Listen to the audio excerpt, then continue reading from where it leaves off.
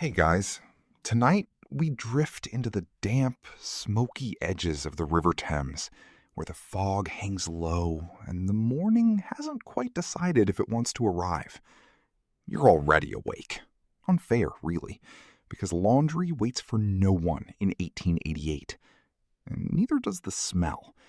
It clings to the air like a stubborn memory, equal parts wet cloth, coal smoke, and something you'd rather not identify too closely. You step carefully along the slick stones, clutching your bundle, knowing full well you probably won't survive this without at least one existential crisis about soap. So, before you get comfortable, take a moment to like the video and subscribe, but only if you genuinely enjoy what I do here. And hey, drop your location and local time in the comments. I like to imagine us all quietly awake together across the world. Now, dim the lights. Maybe turn on a fan for that soft background hum, and let's ease into tonight's journey together.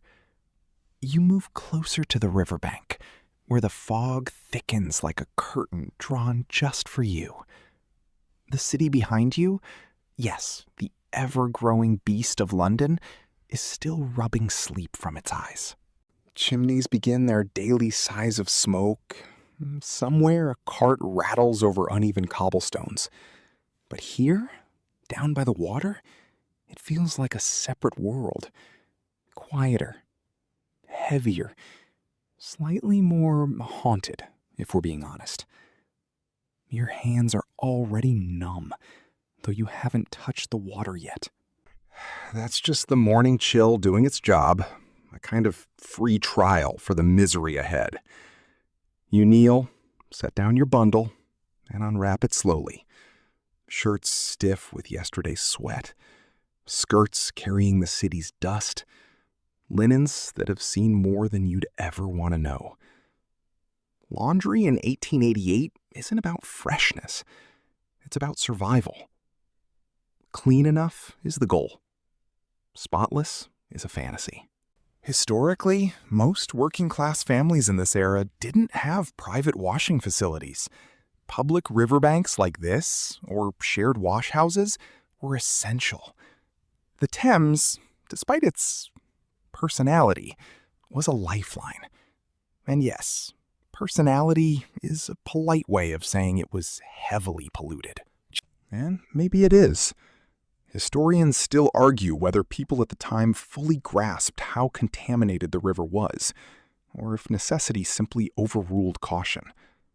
Either way, here you are, sleeves rolled up, about to make very personal contact with it. A woman nearby gives you a nod. No words, just acknowledgement. There's a quiet camaraderie here, built on shared discomfort. You'll get to know them in time. For now, you focus on your own pile. You sort the garments by roughness, by color, by how much they look like they might fight back. Because yes, some fabrics absolutely feel like they have opinions. You reach into your pocket and feel the small, uneven shapes of soap scraps. Not a full bar. Oh no, that would be luxury. But collected remnants, pressed together, reused, cherished like tiny treasures. You'll need them soon enough. A faint breeze rolls off the river, carrying with it that unmistakable blend of water and waste. It's not overwhelming at first. It creeps in, like a guest who overstays their welcome. You breathe through your mouth for a moment, then realize that's somehow worse. Congratulations. You've unlocked the full sensory experience. And still, the work hasn't even begun. You roll up your sleeves a little higher, flex your fingers, and lean closer to the edge. The fog shifts, revealing just enough of the water to remind you that yes, this is real, and yes, this is your morning now. Somewhere in the distance, a bell tolls softly, marking the hour. Time to start.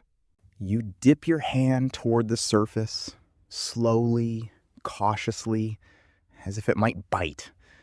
And honestly, given what's probably floating in there, that wouldn't be the most surprising development today. But you don't hesitate for long, because this is what you do. Your fingers break the surface of the River Thames, and the cold doesn't just greet you, it introduces itself with a firm, icy handshake that lingers a little too long. You inhale sharply, more out of instinct than choice, and for a moment, your entire body seems to question your life decisions. Fair enough. This is not exactly a spa day. You lower both hands in now, because partial suffering is still suffering, and the sooner you commit, the sooner your nerves might surrender. The water curls around your wrists, your palms, your fingers, numbing them in stages like a slow, methodical thief.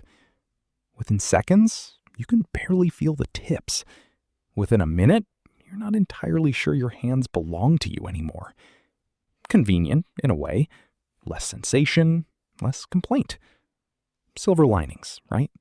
You pull up the first garment, a shirt that has clearly lived a full and complicated life. It drips immediately, heavy with river water, and you resist the urge to shake it like a wet dog. Instead, you lay it across a flat stone and press down, trying to coax some cooperation out of the fabric. It doesn't give much. Stubborn thing. This is where the real work begins. You dip it again, rub the cloth between your palms, then drag it back onto the stone. The rhythm is slow at first. Dip, press, rub, lift. Around you, others are already in sync, their movements steady and practiced. There's a quiet percussion to it. The slap of wet cloth, the scrape of fabric against stone, the occasional sigh that says more than words ever could. A mainstream historical fact slips quietly into your morning routine. In late 19th century London, laundry work like this was often done by washerwomen who were paid per piece, not per hour, which means the faster you work, the more you earn, but also the more your hands resemble something between prunes and regret. Efficiency is survival. Comfort is optional. You reach into your pocket and pull out a small cluster of soap scraps, pressing them together into something vaguely bar-shaped. It's a bit like assembling a puzzle, except the prize is slightly cleaner linen and the lingering question of where these pieces originally came from. You rub the soap against the damp cloth, watching as a thin, reluctant lather forms. Not exactly luxurious foam, more like a polite suggestion of cleanliness. Here's a quirky tidbit. Some washerwomen would mix soap with ash or even stale urine to boost its cleaning power. Yes, you heard that right. Urine contains ammonia, which can help break down stains. It's surprisingly effective and deeply unsettling if you think about it too long. You decide not to think about it too long. You've got enough going on. You scrub harder now, the fabric resisting at first, then slowly yielding. The cold has settled into your bones, but your arms begin to warm with the effort. It's a strange balance, freezing hands, aching muscles, and a growing sense that you've entered some kind of repetitive trance. Dip, rub, lift. Dip, rub, lift. If this were a modern workout, it would be called something like Victorian River Corps, and people would pay good money to avoid it.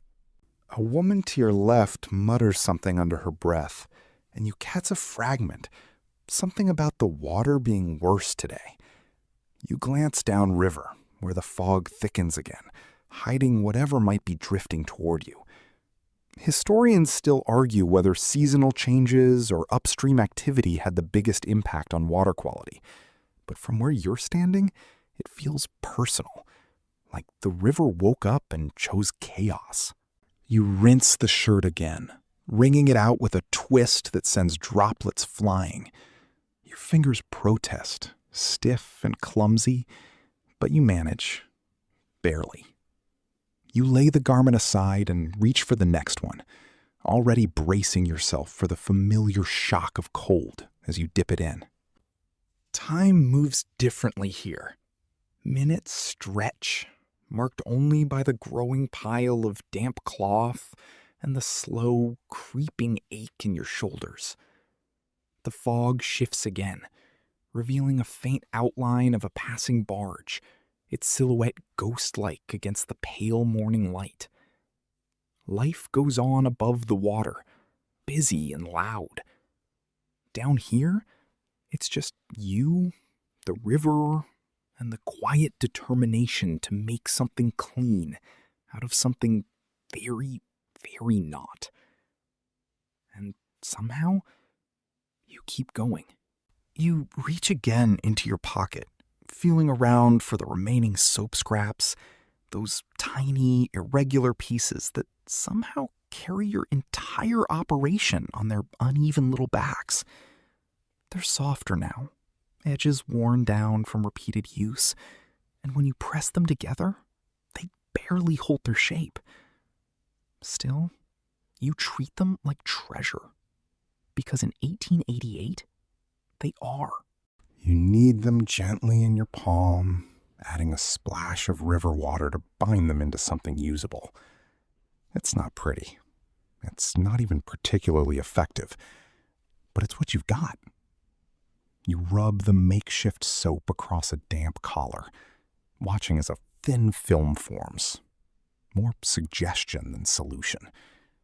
You scrub anyway, because effort counts for something, even if the stains seem emotionally attached to the fabric. Soap, in this era, is far from standardized.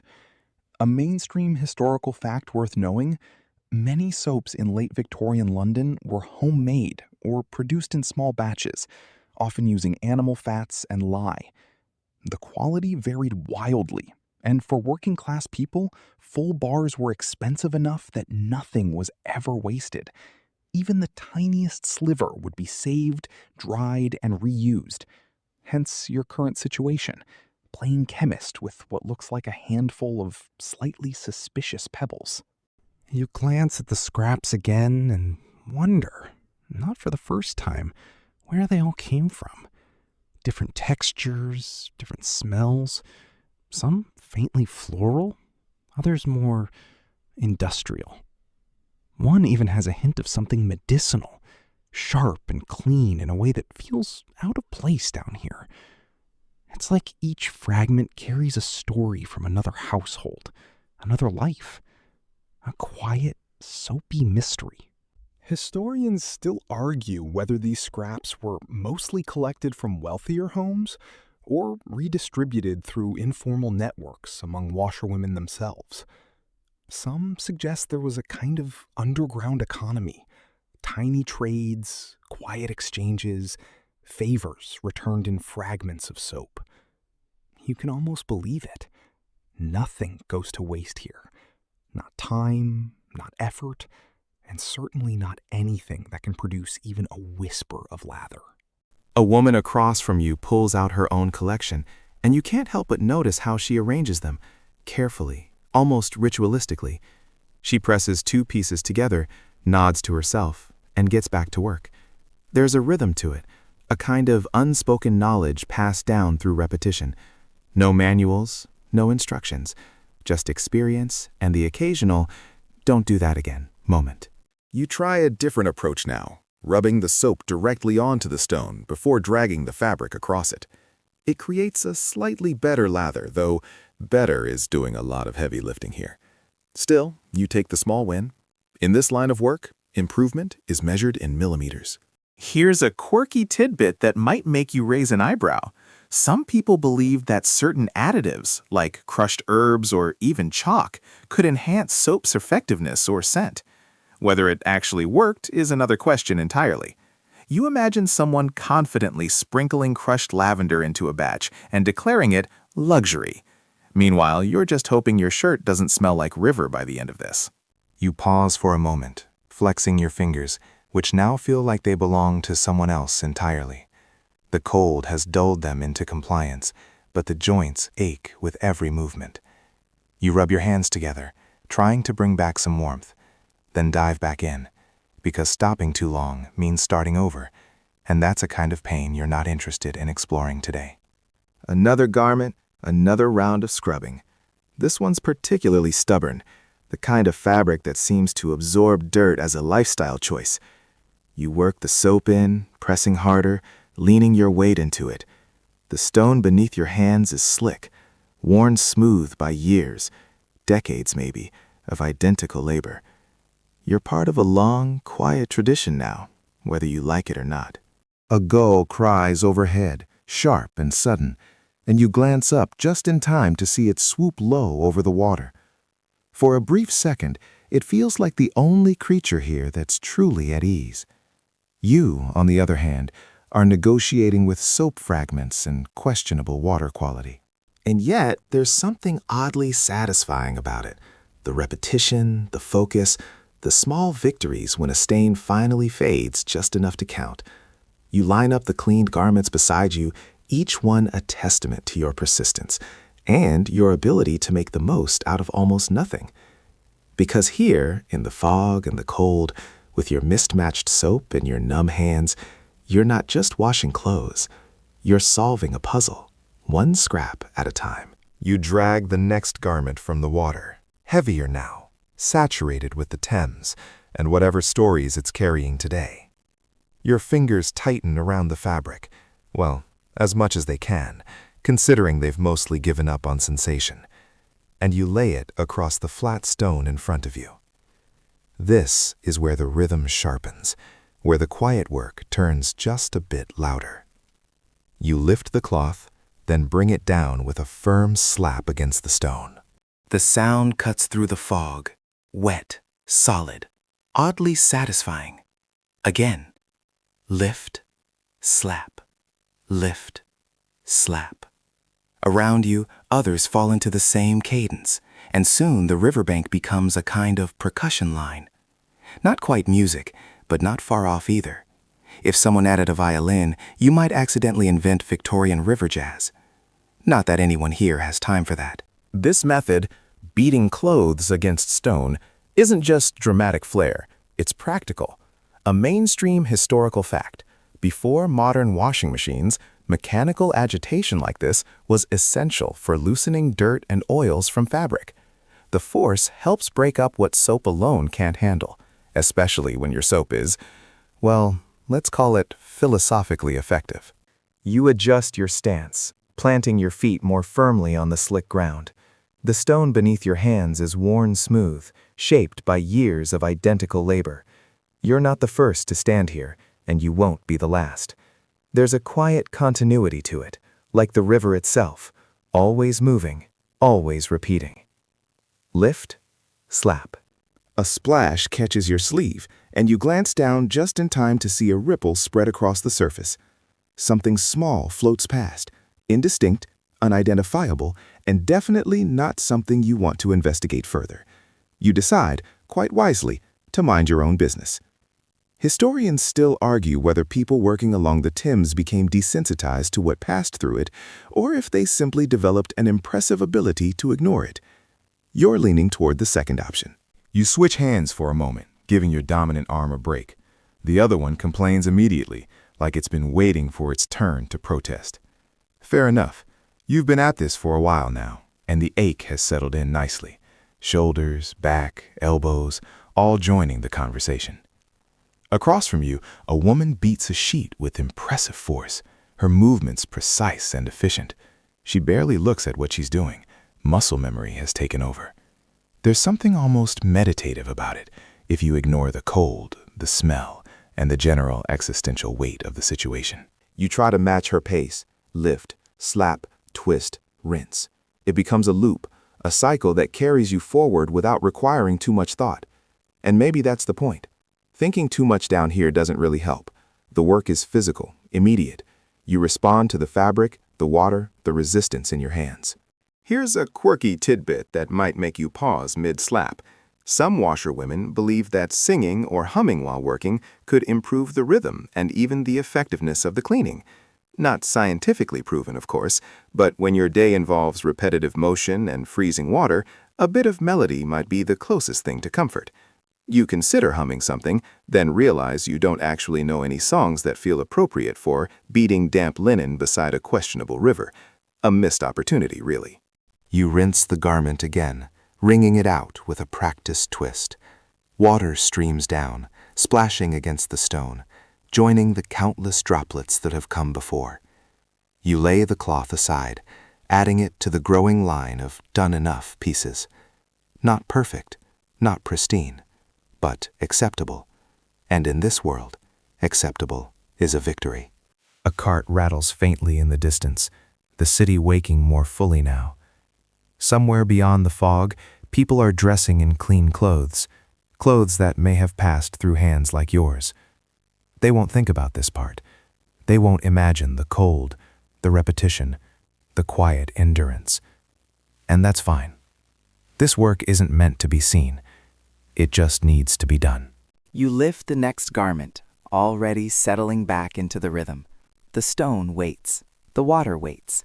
The day stretches ahead, long and steady. Lift, slap, and again. The fog over the River Thames has thickened again, as if the morning itself is reluctant to fully arrive. You pause for a moment, just a moment, hands hovering over the next soaked garment. Your arms ache in that deep, settled way that tells you they've accepted their fate for the day. Not broken, just negotiated into compliance. You dip the fabric back into the water, watching it darken as it absorbs the river all over again. There's something almost ironic about it. You clean things by putting them into something that is, by most accounts, not clean itself. But this is how it's always been done. And in London, tradition has a way of outweighing comfort. You resume your rhythm, but slower now. Less force, more endurance. The work doesn't demand speed anymore. It demands persistence. Lift. Scrub. Rinse. The cycle becomes softer at the edges, as if even your movements are beginning to blur with the mist. A mainstream historical fact slips into your thoughts as you work. By the late 19th century, London's industrial expansion had dramatically increased both employment and pollution. The same city that offered opportunity also filled its rivers with waste from factories, households, and shipping. The Thames was both lifeline and drainpipe, depending on where you stood. And right now, you're standing at the practical end of that contradiction. You wring out a final shirt, watching the water fall in uneven streams. It's almost hypnotic. Drip, drip, pause, drip. Like the river is reluctantly giving something back. You set it aside carefully, smoothing it out as best you can. There's a quiet pride in it, faint but real. Not triumph, just completion. A quirky detail crosses your mind, uninvited. Some washerwomen reportedly believed that certain tides made washing more effective, as if the river itself had moods that could influence cleanliness. Whether or not that held any truth, you can't say, but you do find yourself glancing at the water differently now, as though it might be judging your technique. Historians still argue whether emotional coping mechanisms like this were widespread or just local superstition, but you're beginning to understand why they might have existed. When your entire morning is spent negotiating with cold water and stubborn fabric, it's easier to believe the world has patterns you can't quite see. Around you, the other women begin to slow as well. The piles beside each washer have shrunk into manageable stacks, damp, heavy, and hopefully clean enough to pass inspection. Someone laughs softly at something you didn't hear, and the sound feels strangely out of place. Not unwelcome, just rare enough to notice. You stretch your fingers, flexing them slowly. The stiffness doesn't leave, but it shifts, like it's settling in for the long haul instead of actively resisting. You gather your finished laundry, bundling it carefully. Each piece carries the weight of the morning, both literal and otherwise. There's still work ahead, wringing, drying, hanging, but the hardest part is done.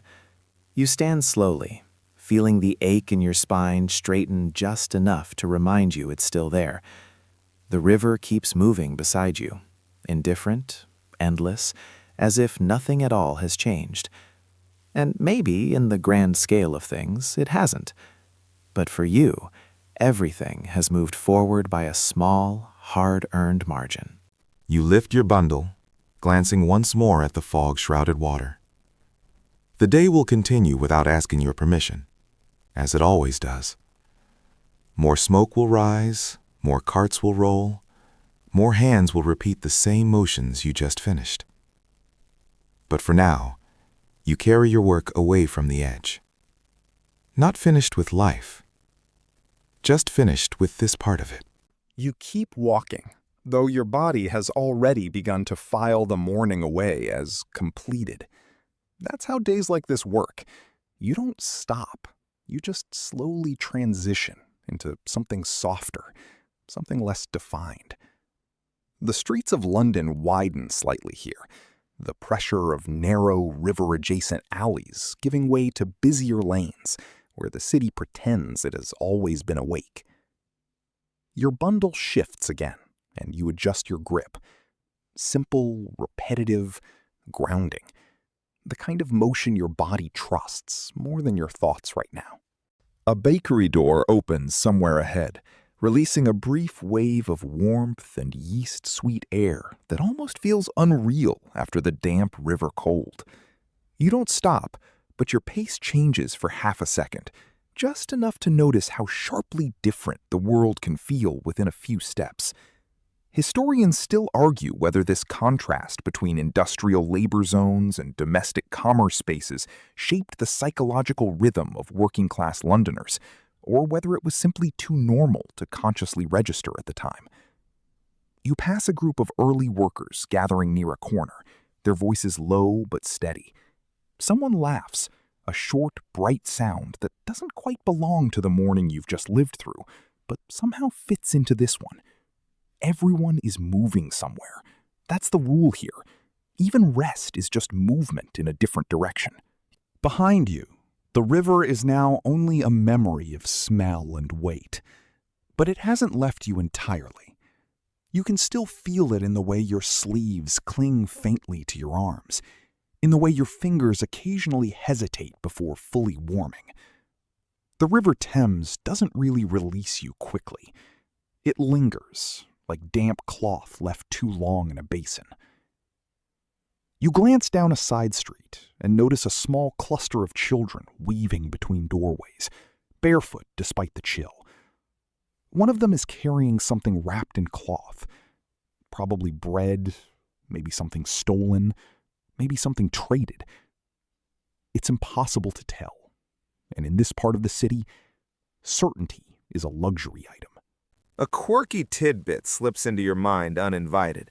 In some working districts during the late 19th century, children were often tasked with running small errands tied to household survival, fetching water, carrying goods, even assisting in informal laundry operations.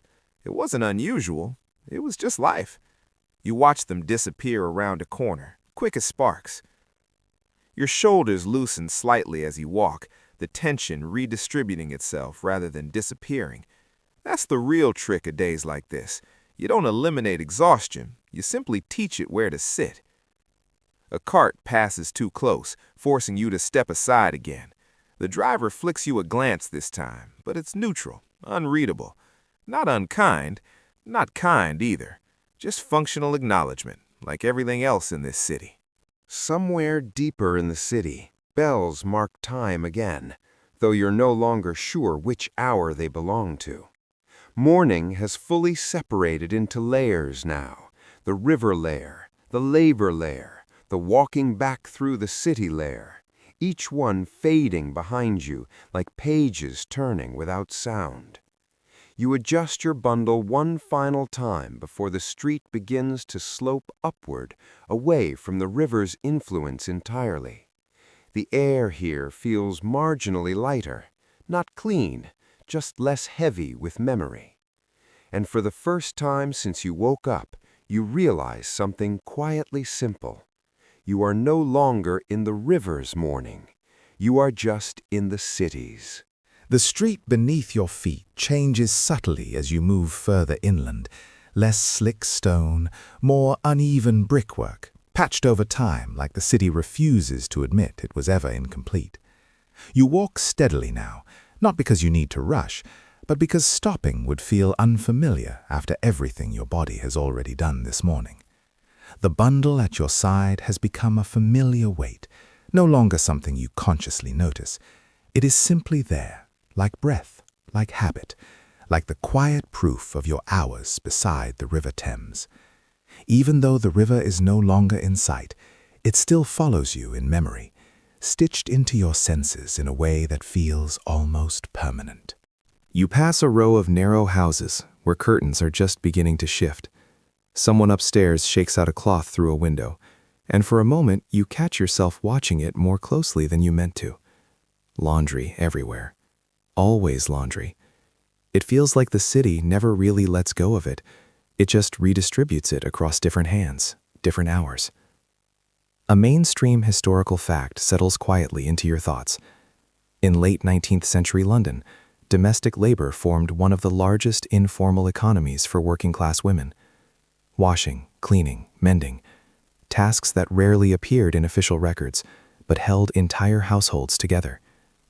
You are part of that invisible infrastructure, whether anyone acknowledges it or not. You shift your shoulders again, rolling them back slightly. The ache is still there, but it has softened into something manageable. Not gone, just quieter, like background noise you've learned to live with. Ahead, a narrow market street begins to open, though stalls are still half asleep. Wooden crates sit stacked under tarps, waiting for the day to properly begin. A vendor wipes down a surface with a cloth that already looks like it has lived through several lives. You almost smile at the repetition of it all, cleaning things that will immediately become dirty again, over and over, endlessly. Here's a quirky tidbit. In some parts of Victorian London, second-hand goods markets were so common that items like fabric, soap remnants, and even used tools would circulate through multiple households before being considered truly finished. Nothing stayed in one place for long. Not objects, not labor, not people's time. You pass a man reading a folded paper, holding it close to his face as if the words might disappear if he blinks too hard. News travels differently here. Slower, more physical, more fragile. You wonder what stories are being printed today that will never mention mornings like yours. Probably many. Your fingers flex again without permission, as if remembering the rhythm of scrubbing stone. Lift, press, rinse. Even walking seems to inherit that cadence now. Your body is still partially in the river, even if your feet are not. A faint breeze moves through the street, carrying with it a diluted version of the river's dampness. Not strong enough to bring it back fully, just enough to remind you it exists. You don't flinch. You simply acknowledge it and keep going. Historians still argue whether this kind of sensory persistence, the way industrial labor stayed in the body long after the task ended, was a defining feature of working-class urban life, or whether it's simply what happens when repetition becomes survival. You turn another corner, and the street ahead begins to brighten slightly. Not in a dramatic way, just enough to suggest distance from the water, from the fog, from the morning that asked so much of you. Your pace remains steady, but something in you has already started to settle.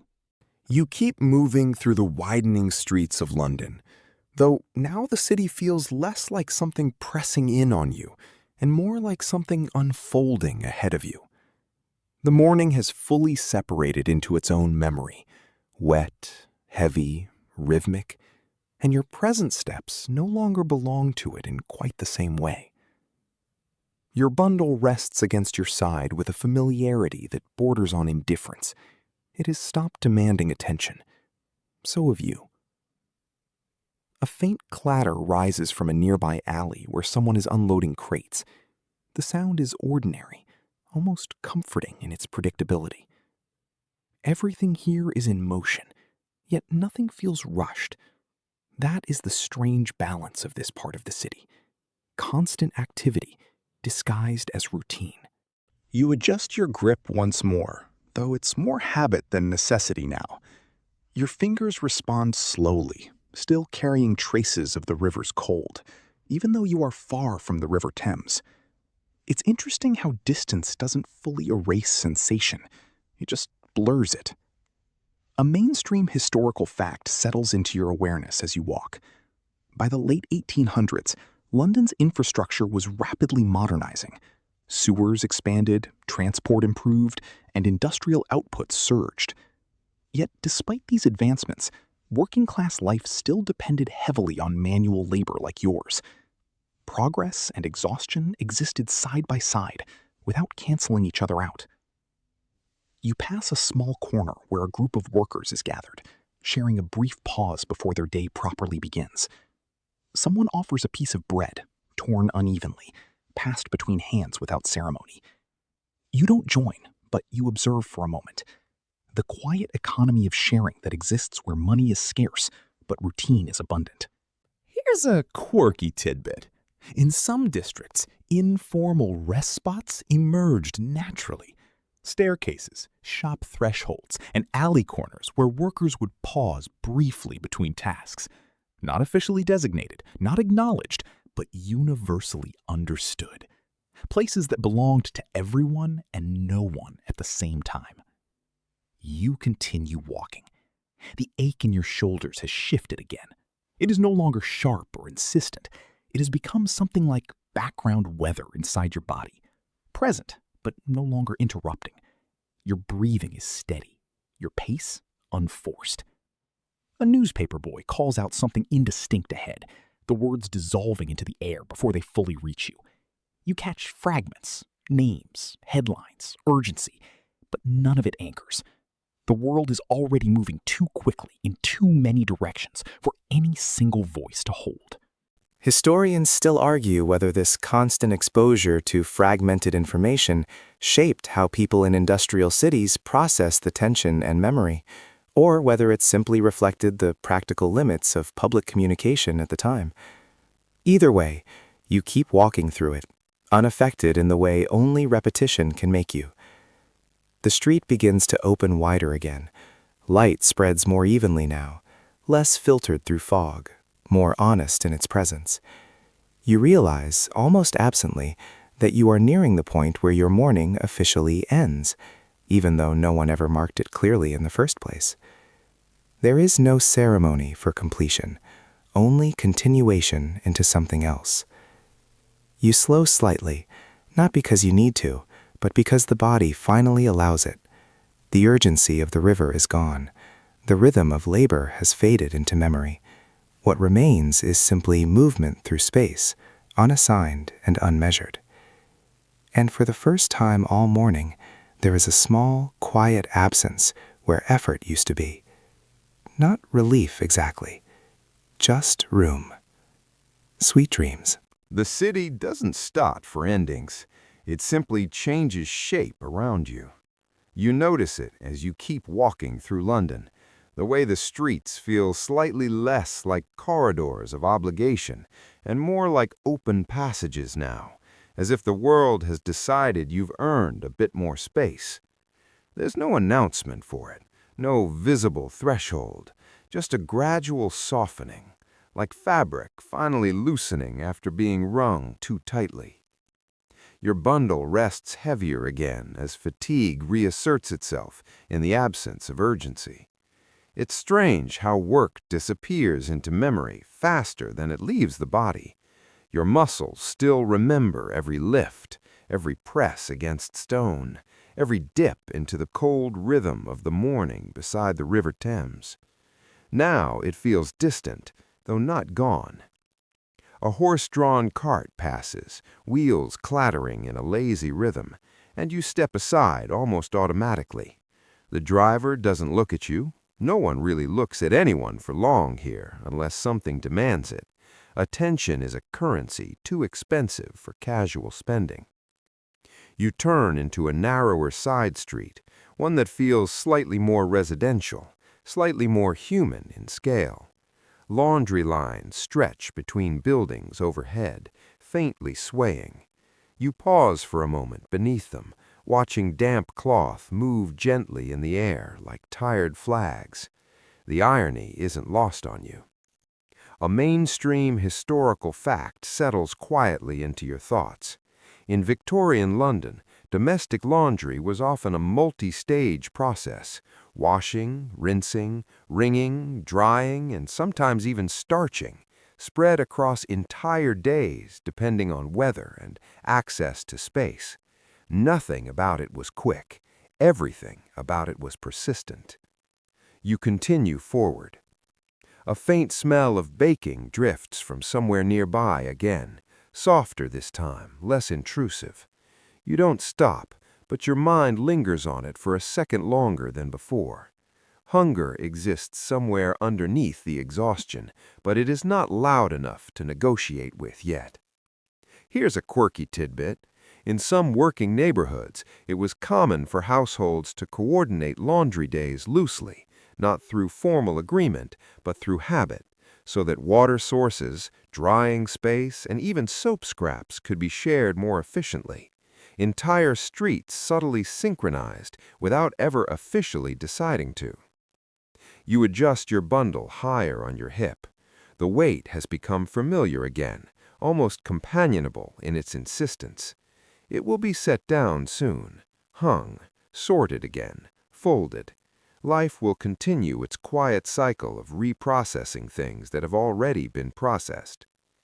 Historians still argue whether this repetitive domestic labor created a distinct sense of temporal awareness among working-class Londoners, whether days felt more cyclical than linear, shaped more by tasks than by clocks.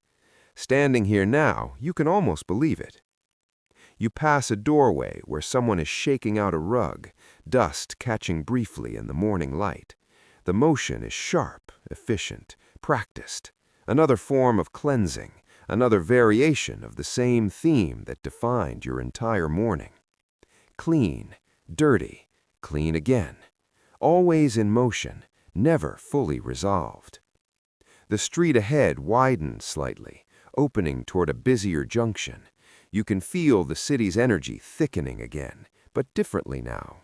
Not the river's damp pressure, but the layered noise of commerce, footsteps, and conversation. Life reasserting itself in louder forms. And still, inside you, there is a quiet afterimage of the river. Not unpleasant, just persistent. You slow as you approach the point where your route will likely split. Homeward direction, rest direction, continuation of everything that does not involve wet stone or freezing water. The body resists stopping completely, as if it has forgotten what stillness is supposed to feel like. But you are no longer inside the hardest part of the day. That much is certain. You take one more step forward and let the morning, finally, fall fully behind you. You stand at the edge of decision, without really calling it that. The street ahead in London splits into familiar paths, ones that lead toward home, toward rest, toward whatever version of pause your life allows. Nothing dramatic marks the choice. No sign, no gate, no ceremony. Just cobblestone directions and the quiet understanding that your body already knows where it wants to go. Your bundle hangs lower now, the weight pulling gently at your arm like a reminder rather than a burden. The morning beside the River Thames feels increasingly distant, like a story you participated in, rather than something still happening to you. And yet your hands still remember it, the cold, the scrubbing, the endless repetition that turned minutes into a single continuous motion. You flex your fingers again. This time they respond more fully, not warm yet, but present, yours again. A mainstream historical fact settles into your awareness as you walk. In late 19th century London, domestic labor rarely ended with the task itself. Washing clothes often led directly into mending, ironing, or preparing garments for reuse. Work rarely concluded, it transformed. One job dissolved into the next without a formal boundary. You pass a small shop front where glass catches the morning light. Reflections of passers-by flicker across it, ghost-like versions of people moving through their own versions of the day. You barely recognize yourself in it for a second. Not changed, just slightly softened around the edges. Here's a quirky tidbit. Some washerwomen reportedly marked particularly stubborn stains with small stitches or knots after cleaning, not to hide them, but to remember them, like a quiet record of effort, a fabric-based memory system, written in thread instead of ink. You continue walking. The streets grow a little livelier now, not crowded but activated, people exchanging brief words, doors opening and closing, life layering itself back into recognizable rhythm. You move through it without resistance, no longer shaped entirely by urgency or cold.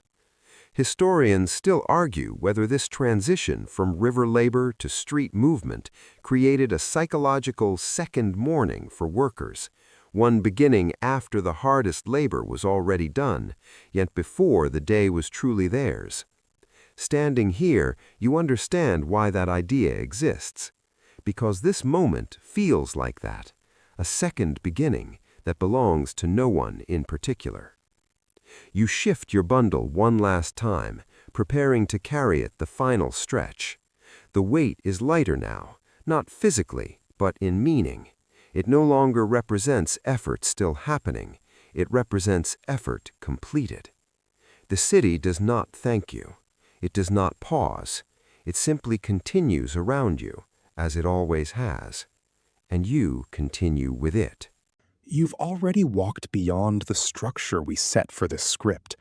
The river morning, the laundry rhythm, the streets pulling you back into the city. All of it has already resolved into its ending and softened wind down.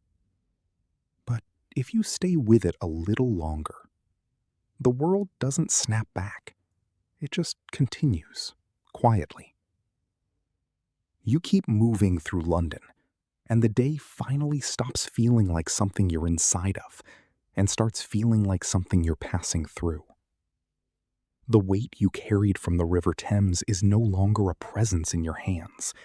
It's just a memory of texture, of cold, of repetition that belonged to another layer of time. There's no final moment where everything changes, no clean break, just the slow realization that you are already in the after part of the morning, where effort no longer defines each breath. And so you walk on. Not because the story demands it anymore, but because that's what people do after surviving a morning like that. They continue. Sweet dreams. There isn't really another section left now. Only the part where everything stops feeling narrated at all. You turn down one last street in London, and the sounds around you begin to blend into something ordinary again. Footsteps, distant voices, the soft rhythm of a city that never remembers individual mornings, only their accumulation. The River Thames is far behind you now. Not erased, just reduced to a kind of echo in your senses. Your hands finally feel like hands again, instead of tools. Your pace slows without consequence. No rhythm to maintain. No stone waiting for fabric. Just movement. Just air. And for a brief, quiet stretch of time, nothing asks anything of you at all. Not even the story. You keep walking anyway, because even when nothing is required, the body still remembers how to continue. The streets of London grow softer in their noise, not quieter exactly, just less insistent. Life around you resumes its ordinary shape, doors opening, distant wheels turning, conversations starting and ending without reaching you fully. You are no longer inside the morning. You are alongside it now. The River Thames is gone from sight and almost gone from thought, but not entirely. It remains in the way your shoulders still carry a faint afterweight, like fabric that was recently wrung and hasn't fully decided what shape to return to yet. You adjust your bundle one final time out of habit, realize there's no need, and let your hand fall. That small realization lands strangely softly, because for hours, everything you did had a purpose that demanded repetition. Dip, scrub, press, beat, rinse. Now even repetition has loosened its grip. The absence of it feels like space opening up where noise used to live. A breeze moves through the street, light enough that you almost miss it. It doesn't smell like the river. It doesn't smell like work. It just smells like air that hasn't been assigned a task yet. You continue forward, not toward anything dramatic, not away from anything urgent, just forward, into a day that no longer... You're still walking, but now it feels like walking has lost its story and returned to being just movement. The streets of London carry you forward without resistance, without emphasis. People pass you and you pass them, all of you stitched into the same quiet fabric of routines that never bother to announce themselves. No one asks where you've been. No one needs to. The River Thames is no longer even an echo now, just a faint impression your senses can't quite decide whether to keep or release. Your hands swing loosely at your sides. For the first time since dawn, they are not performing anything. That absence feels almost unfamiliar. You notice small things instead. A crack in a wall, the way a curtain shifts in a window, the rhythm of footsteps that aren't yours. Not because they matter more now, but because your attention finally has room to notice them. A mainstream historical fact drifts back in, not as information, but as texture. In Victorian London, most working mornings like yours didn't have formal endings. Labor dissolved gradually into errands, into rest, into the next obligation. The boundary between done and still going was never sharply drawn. You're only now feeling what that meant. You pause briefly at a corner without... There isn't another structured chapter left in this anymore, only the quiet continuation after the story has already finished speaking. But you still walk. Through London, the day has fully taken over now, smoothing out the last traces of early morning fog like it never had weight in the first place. People move with purpose around you, each one folded into their own direction, their own private rhythm. No one carries the river in their hands anymore. The River Thames is gone from sight and nearly gone from thought, except for the faintest memory of cold that sometimes resurfaces when you flex your fingers. Even that is fading now, replaced by warmth that feels ordinary again, almost unremarkable.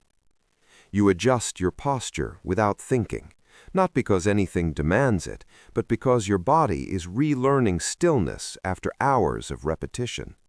The absence of task feels different than rest, less like relief, more like space that doesn't yet know what it will become. A cart rolls by, splashing slightly through a shallow dip in the road, and you don't even step aside immediately. You realize a second too late that you no longer needed to anticipate it so sharply.